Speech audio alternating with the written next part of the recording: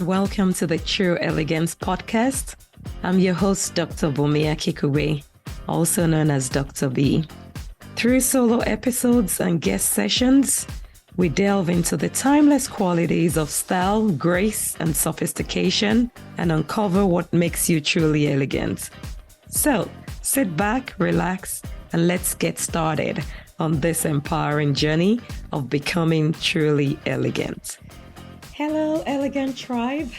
Welcome to the True Elegance Podcast, where we not only look elegant and beautiful, but we speak to values that make us women of character, that radiate elegant confidence beyond the glam and the glitz. On today's episode, I'll be speaking about embracing the seasons of life with grace and elegance. As we all know, there's so many seasons in our lives, and life comes in ebbs and flows. And one thing that is certain is change. Change will always happen. So, how do we cope with the change that comes with various seasons of our lives? And when I talk about seasons of life, there are so many various seasons of life that we might be going through. So, for example, from childhood to becoming a teenager to become an adult, midlife. Some talk about midlife crisis. Some at some point you'll become a senior citizen or an older generation. Those are just various seasons of life that come with age. If we think of careers, there could be times when you're studying and in school, and then you're out there looking for a job, or you're side hustling and working at the same time. Then you start counting down to either you're starting your own venture, business venture, or retiring at some point. But in line with that, sometimes folks get laid off. You could get laid off from your job. You could transition from one job to another. You could transition from one industry to another. So those are all also seasons of life, and life happens every day. Sometimes you're in a location today, you move to another geographical location. I'm an immigrant in the US. I was born and raised in Nigeria, but now the United States is my home. So those are also seasons of life that come with transitions. When we talk about family and relationships, marriage is another face by face season of life, from when you're single to when you're searching, then you're dating, as a newly married couple. And who knows, if you want kids, then you get kids. Maybe you get kid number one, two, three, four, 10, maybe. I don't know if people still have 10 kids, but as many as you want. Those are also various seasons of life that come with family, marriage, and things like that. And there are also seasons related to our health when we're young and healthy. For many of us, everything goes well. We know there are children that have special needs, or some folks that have some kind of challenges here and there. But there are times when you're strong, you're healthy, you have all the energy you need to drive whatever you need to do. And then there are times when we're faced with challenges with our health. You could go through surgery, you could be diagnosed with a chronic medical condition, you could be managing a chronic condition for a long time. So those are also seasons of life that come related to health. And if we're talking about purpose, impact, legacy, there's seasons of life when we're still in a discovery phase. And then there's seasons of life when we found our purpose and we're working with it, we're making an impact, making a positive impact wherever we find ourselves. So those are just a few examples of how we can think about or picture the seasons of our lives. And like I said earlier, change is inevitable. So that's where the things about seasons come. Just like the weather, spring, fall, summer, winter will always come around, cold season, dry season. We have no control over that because God has set those things in place. And just like the weather and the seasons can change, many times change will definitely happen in our life. And the change could be a positive change, which many of us like, it's positive, we embrace it. You just landed a new job, you bought a new house, maybe you got married if you wanted to be married, you had kids if you wanted children. Those are all positive examples of seasons of life that happen to us. And I think those happy seasons, or good seasons in quotes, are sometimes easier to navigate because they bring a rush of emotions, they bring excitement, and many times they're things we've anticipated, prayed for, longed for. So when they do happen, we're super excited about those. But on the other hand, there are seasons of life that maybe sometimes we don't anticipate.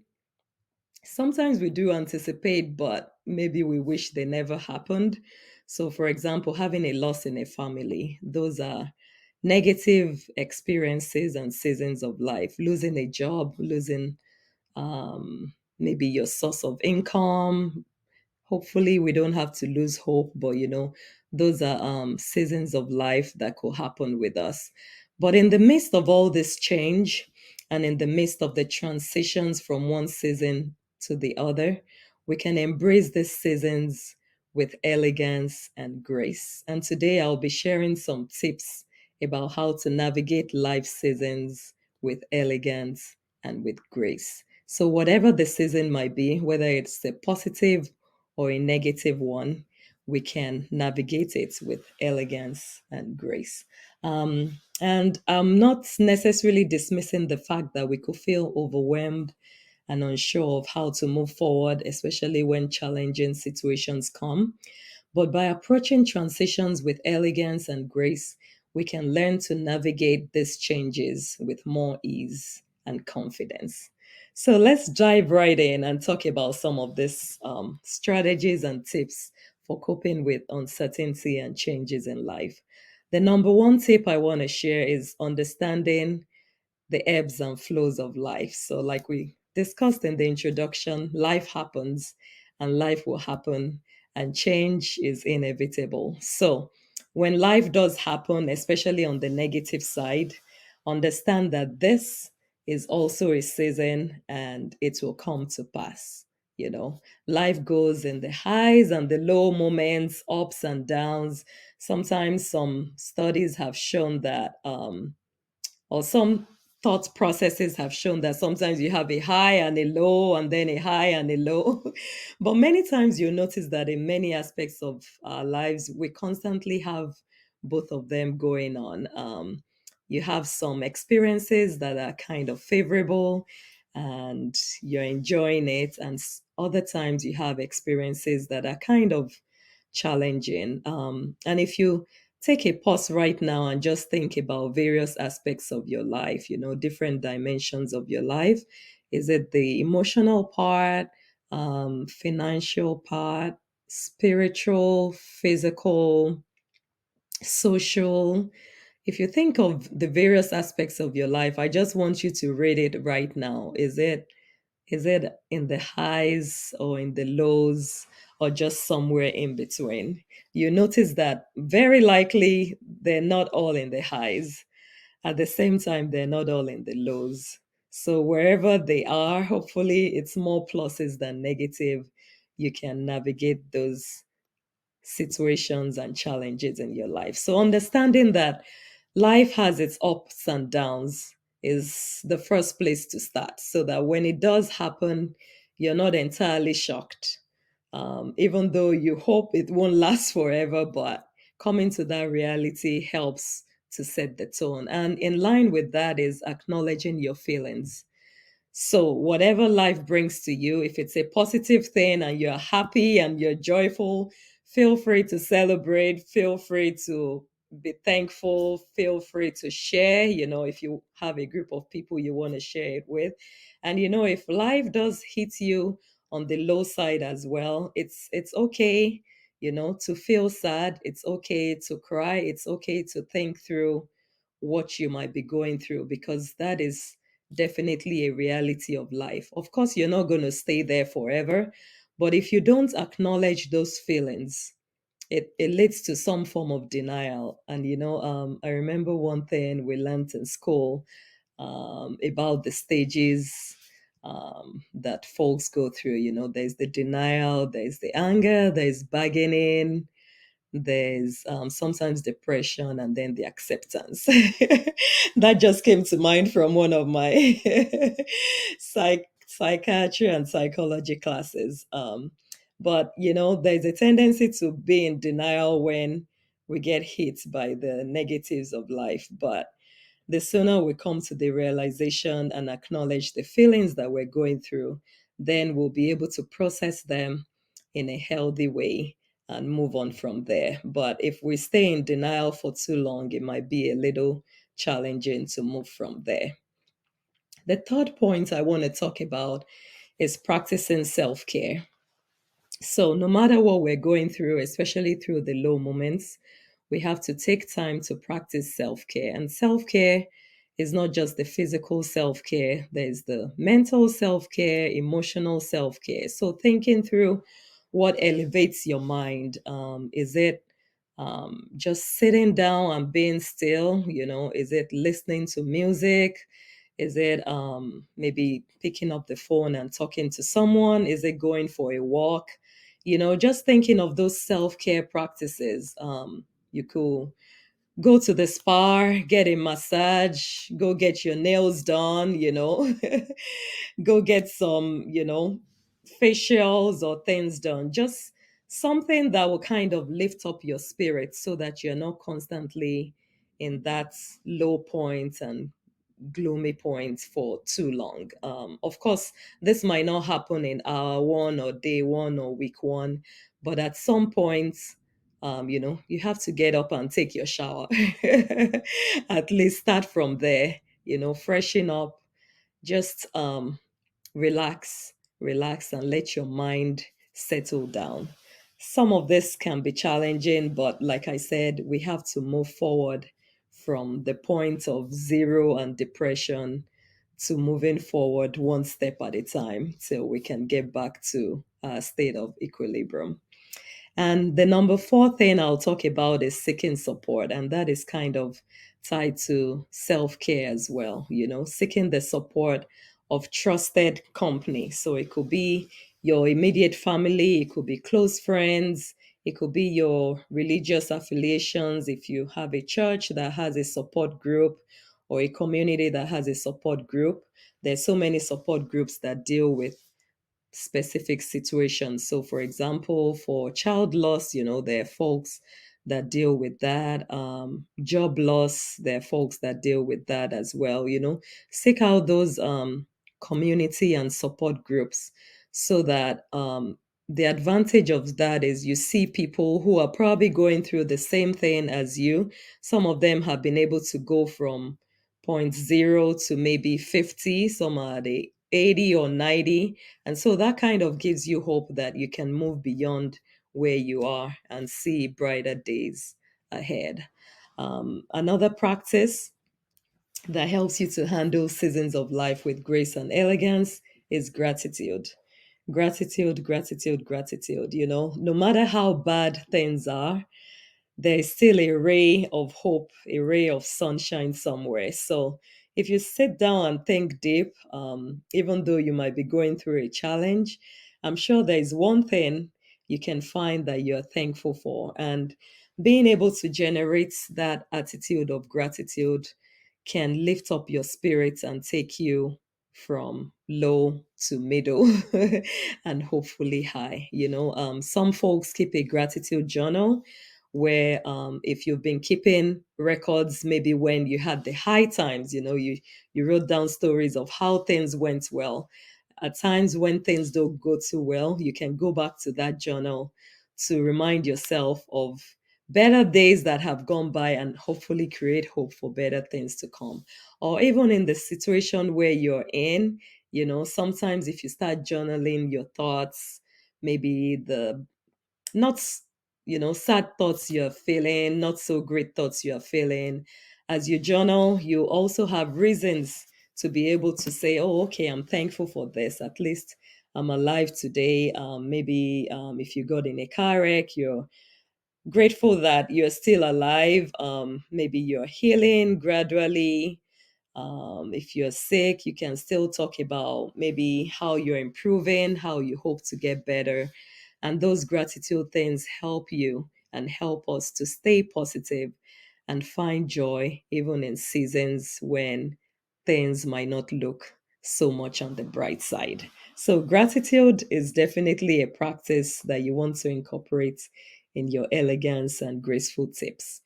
And then, for seeking help and support too, you might need to go to a specialist. So sometimes going through therapy is acceptable. Therapy comes in different ways. Some people have ways in which they reach their they're able to accept the therapy. But know that seeking professional help is also very much encouraged to help you to navigate the seasons of life. And beyond that, you want to look at setting goals to take you from where you are to where you need to be. But I must say, if you haven't dealt with maybe all the negative things you're going through all the various practices we've talked about, or seeking professional help, it might be a little challenging to set goals because, for example, with the setting goals, you might set goals for yourself, or you might want to look at working with a coach to be able to set goals. And for example, if you lost your job, you want to look at, okay, I'm going to find a new job maybe within the next 6 months. So I'm going to look at using the personal skills and talents I have to be able to create opportunities to make income. So, those are some specific goals you can set with that. And sometimes you can do it by yourself. You have maybe timelines you're working with to be able to reach those goals. At other times, you might need to work with a coach, a life coach, a lifestyle coach, a career coach. There are coaches out there that can hold you accountable and help you to be able to navigate the various seasons of life that you're going through. But as much as possible, you have to get to a point of healing, a point of recovery to be able to stay focused in setting goals. So sometimes jumping on to getting a coach might not be the very first thing you need to do. But for folks like us, I'm a lifestyle coach. I work with women in developing their elegance, looking beautiful, presenting their image and personal brand in a way that is acceptable and presentable depending on what level of life they're in. So, but if you're going through a negative challenge, that wouldn't be the time to work with a coach. But understanding that life happens, change is inevitable. There are many elements of uncertainty, but in it all, we can look on the bright side and look and be hopeful and know that we can manage life with grace and elegance. I've been through some positive and negative challenges in life. I remember as an immigrant, even though I came into the country, into the US well qualified as a physician with a medical degree. There was a time I couldn't walk right away. I was hoping I'll just do my internship, get into residency and work, but it didn't happen that quickly. And for some of those times, I've shared my story in my Thrive platform where I wrote a book about thriving in the US. There were times when I had to work as a gas station attendant. There was a time I was working as a sales assistant at a ladies' store. I guess my elegant part of me got attracted to all the fashion and beauty things and all that. And in those moments in life, it could be very depressing to go from working as a physician to working as a sales assistant, for example.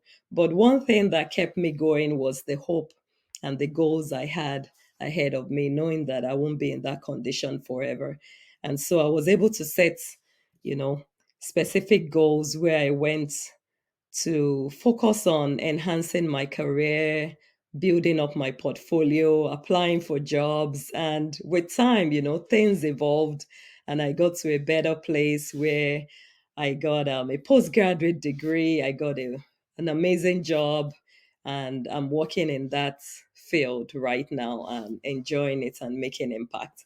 So those are seasons of life that one might go through. I remember a time when I didn't have kids and I wanted kids. I didn't have to wait for long, but I know there are folks that wait 5, 10, 15 years before they get kids. And then the kids come and you're like, okay, kid one, kid two. And then there was a time I couldn't go anywhere without the kids.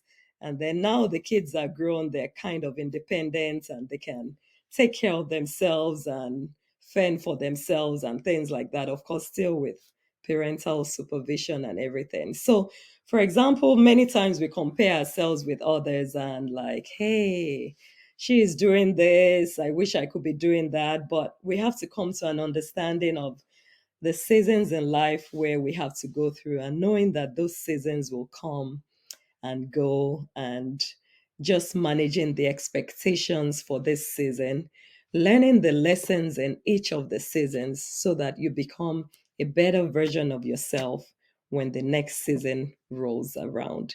So I hope these tips were helpful for you. If you have questions, send them to me, send me comments.